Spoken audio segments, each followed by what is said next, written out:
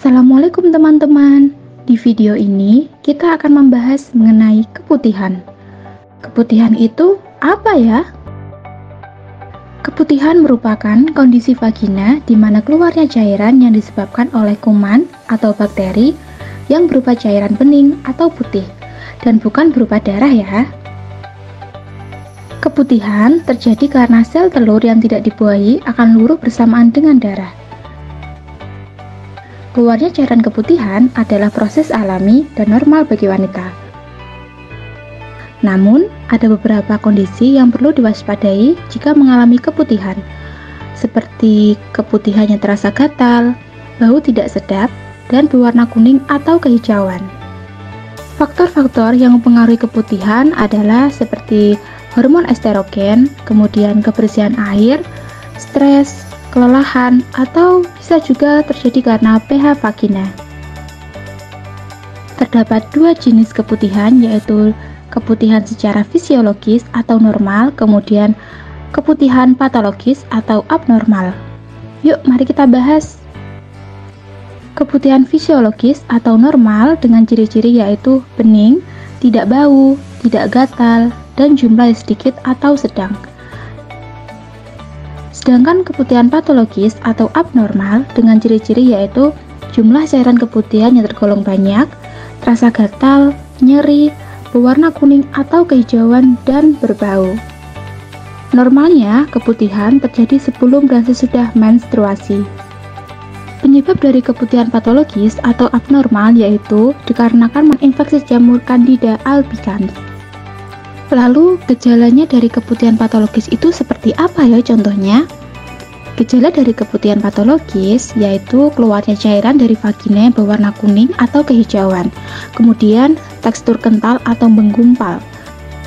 Sedangkan gejala keputihan fisiologis atau normalnya yaitu keputihan normal terjadi sebelum dan sesudah menstruasi. Sedangkan dampak patologis atau keputihan abnormal yaitu mengganggu fungsi organ reproduksi wanita dan bisa menyebabkan infertilitas. Perlu diketahui ya, kadar pH normal vagina berkisar antara 3,8 sampai 4,5. Sedangkan pada wanita yang telah mengalami menopause atau akan mengalami menstruasi, saat ovulasi yaitu bisa di atas 4,5. Di mana angka tersebut masih dalam batas wajar. pH vagina dapat berubah tergantung usia, kesehatan, dan aktivitas. Penanganannya seperti apa ya yang bisa dilakukan? Penanganannya dapat dilakukan yaitu dengan melakukan genital hygiene atau menjaga kebersihan daerah kewanitaan. Langkah pertama yaitu setelah buang air kecil atau buang air besar, keringkan area vagina dengan handuk kering atau dapat menggunakan tisu ya. Yang kedua, gunakanlah celana dalam yang menyerap keringat, berbahan katun, dan tidak terlalu ketat ataupun yang lembab. Dan ketiga, sebelum dan sesudah menyentuh organ atau area vagina, harus cuci tangan terlebih dahulu ya. Dan gunakan air mengalir untuk membersihkan area vagina. Keempat, menjaga area vagina agar tidak terlalu kering ataupun terlalu lembab. Yang kelima, saat menstruasi hendaklah mengganti pembalut minimal 4 jam sekali.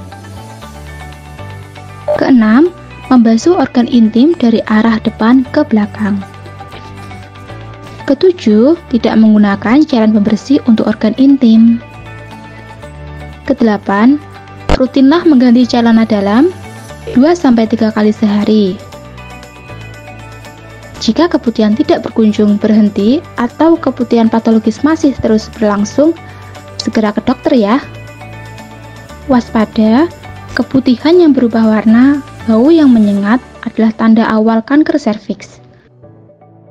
Kemudian, saat buang air kecil, keluar cairan kental juga merupakan tanda awal adanya infeksi. Selanjutnya, bagaimana ya cara untuk melakukan tes pH vagina secara mandiri? Sebelumnya, tes pH vagina adalah cara sederhana untuk mengukur seberapa asam atau basa cairan vagina, karena peningkatan kadar pH vagina dapat menandakan adanya infeksi. Tujuan dari tes pH vagina ini sendiri adalah untuk mengukur dan mengetahui tingkat keasaman atau kebasaan cairan vagina. dengan manfaat untuk membantu mengetahui apakah gejala yang dialami disebabkan oleh infeksi vagina. Cara memakai atau cara penggunaan tes vagina adalah sebagai berikut. Berikut ini merupakan contoh alat yang digunakan dalam tes pH vagina secara mandiri. Alat tersebut dapat dibeli secara online maupun offline di apotek. Langkah pertama sebelum kita melakukan tes pH vagina yaitu pastinya dan tentunya kita harus mencuci tangan terlebih dahulu. Kedua, keluarkan alat swab vagina dari kemasan. Ketiga, pegang gagang swab dengan ibu jari dan jari telunjuk. Langkah keempat, buka bibir vagina dengan tangan lain. 5. Masukkan swab ke dalam vagina dan miringkan hingga menyentuh dinding vagina. Keluarkan swab dari vagina dengan hati-hati. Usapkan swab pada kertas pH, diamkan selama 5 detik, kemudian untuk melihat hasilnya, bandingkan warna kertas pH dengan bagan yang disertakan dalam alat uji. pH vagina yang normal berkisar antara 3,8 sampai 4,5. pH vagina yang tinggi dapat mengindikasikan vaginosis bakterialis atau infeksi vagina lainnya.